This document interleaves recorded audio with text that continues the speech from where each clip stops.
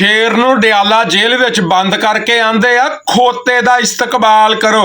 जाओ बाज जाओ।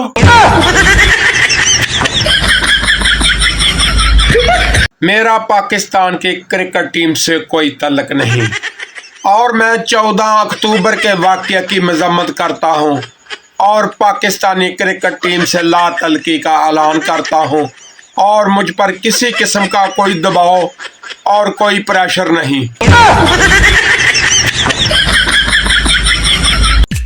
डॉलर की भैंस की सिरी ये भी एक ही शर्त पे नीचे आ रहा है, अगर मैं नीचे आऊंगा तो आटा घी चीनी दालें नीचे नहीं आएंगी। जा तेरी लो जी, साइया ने भी पीटीआई के मुकाबले दे विच तराना रिलीज कर दिता। हम ना बाज आएंगे जहालत से, जिथों बिरयानी लब्बी उथों खाएंगे। जैसी करनी वैसी भरनी, ना माने तो करके देख।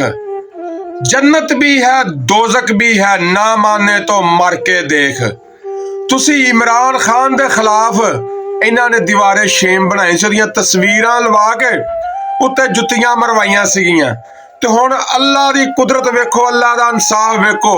कुईरां वाले तो लग के फैसलाबाद दियां सड़कां तक, मियां वाली दियां सड़कां तक, रावलपिंडी दियां सड़कां तक इन्हां दियां तस्वीरां दे उत्ते काले रंग भी पै रहे ने, डांगा भी वज रही, वट्टे भी वज रहे ने, जुत्तियां भी वज रही वा। वाह मेरा मालका वाह।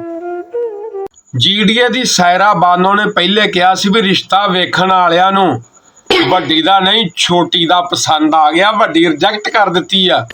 अदालती फैसले के बाद नवाज शरीफ का प्रोग्राम तो बढ़ गया, होंडा 125 देने वाला प्रोग्राम तो बढ़ गया।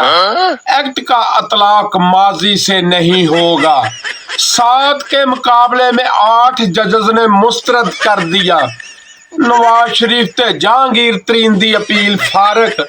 मैं उड्डी उड्डी जावां हवा दे नाल, फिर जलील हो के आवां परवाज दे नाल।